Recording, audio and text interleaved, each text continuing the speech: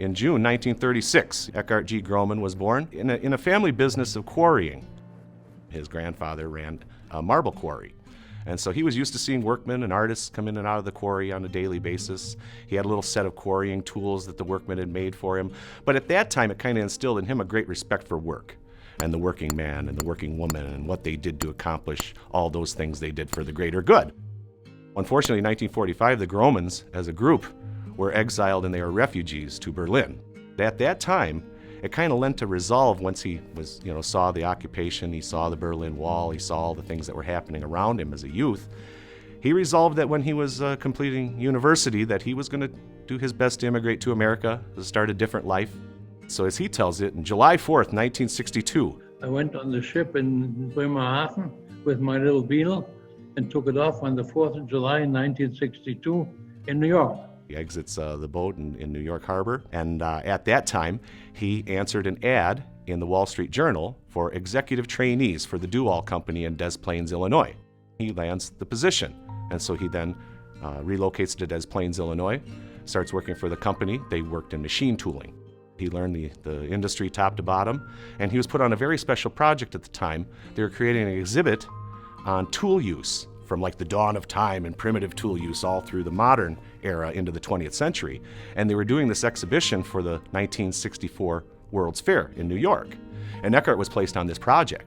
And at that time, he befriended a gentleman on the south side of Milwaukee who ran an aluminum foundry. And this gentleman had no next of kin that were interested in assuming the foundry business. And so Dr. Grohmann, being the shrewd young businessman that he was, negotiated an agreement with the gentleman that he would purchase the foundry effectively on land contract. And he did so in 1965. He paid the foundry off in 3 years. That gave him the wherewithal to collect his first pieces of artwork. And as he tells it, if you can have a hobby that other people enjoy and that you could share with everybody, it's the best thing in the world.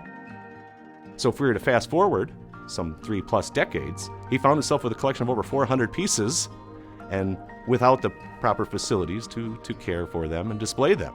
He had a long-standing relationship with the Milwaukee School of Engineering, and he was great friends with our fourth president, Dr. Herman Vietz. Dr. Grohmann made the gift of the collection of some 450 pieces at the time, with the idea that they would together open the museum. We renovated in 2006 and officially opened the Grohmann Museum at Milwaukee School of Engineering in October 2007.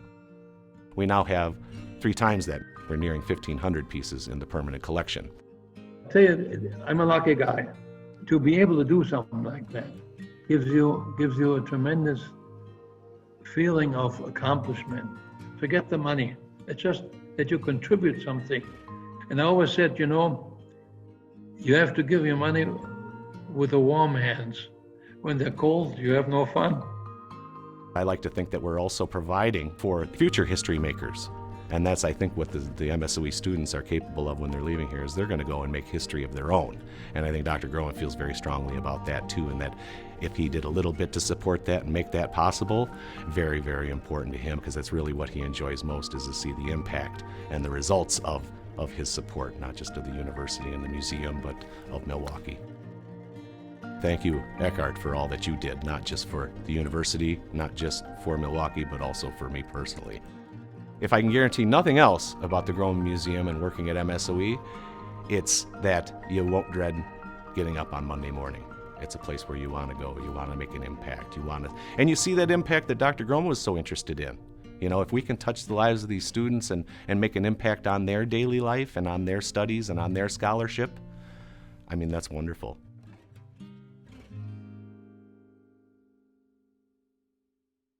Please join me in welcoming our 2020 Witness to History Award recipient, Dr. Eckhart Grohmann.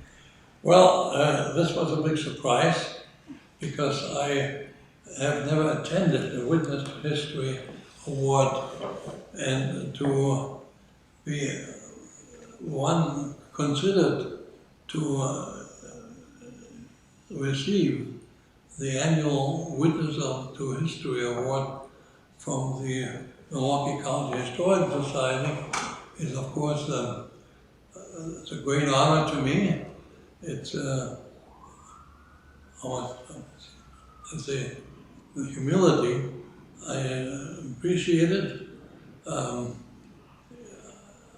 I was the guy really who had a lot of satisfaction about my association with the MSOE and that museum, especially now the museum, in addition to the MSOE, has a name that's actually worldwide known. So here's the award, and I appreciate it, and I have a good place for it. Eckhart, on behalf of the entire MSOE community, our faculty, our staff, our students, and our regents, I want to congratulate you on winning this award, the Witness to History Award from the Milwaukee County Historical Society. You have done so much for preserving the history of this community and educating people about the many advances that have come from here, advances that have made our world a better place.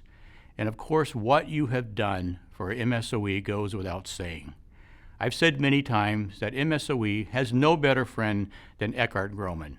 And this museum that we're sitting in is just one of the many examples of all that you have done for us. You have made us a better university. I look forward to being able to meet with you and congratulate you and celebrate in person. But until then, stay safe, all the very best, and again, congratulations.